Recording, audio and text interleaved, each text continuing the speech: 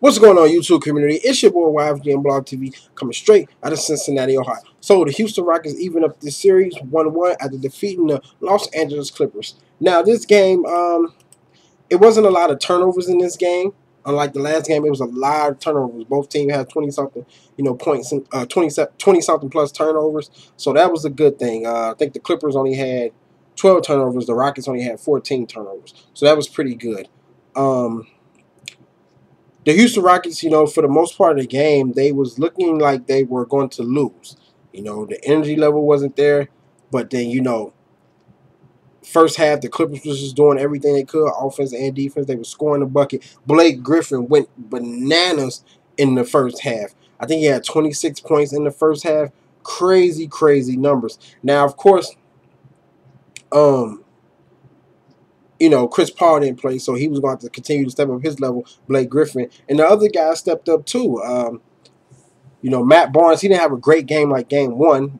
DeAndre Jordan had 16 points. J.J. Redick had 12 points. Austin Rivers had 10 points. Those guys, they didn't have great games, but they managed to, do their job even though they didn't get the victory. But for the first half, they were looking like they was going to beat the fucking Houston Rockets. Jamal Crawford had 19 points. I don't know what happened in the second half, but it seemed like in the second half, Blake Griffin, they put a Rezo on him, I believe, but it seemed like Blake Griffin, he just wasn't going crazy like how he was in the first half. I think he only scored like a total of 8 points in the second half.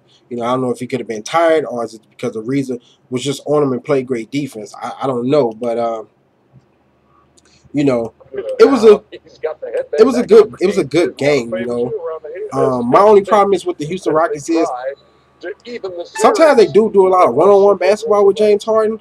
Like they look for him to do everything, and that's not going to be good. I don't think that's going to be good. But it worked. It worked for the most part. He didn't have a great shooting night, James Harden, 7 of 17. And like I keep telling people, listen, I'm not saying James Harden can't shoot, but if it wasn't for that fucking free throw line, he wouldn't have crazy numbers. Like he had 32 points, but he was 15 of 15 from the line.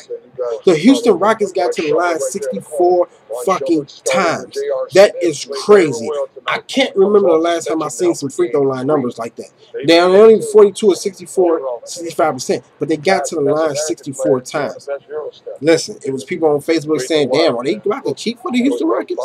Like, really? If you look at the free, that's what it looked like. Now, the Clippers only had 32 free throw attempts. I wish we stop being sensitive and come on home. Crazy. But everybody's tied up 1-1 now. They're going back to LA. It should be interesting if Chris Paul is going to play.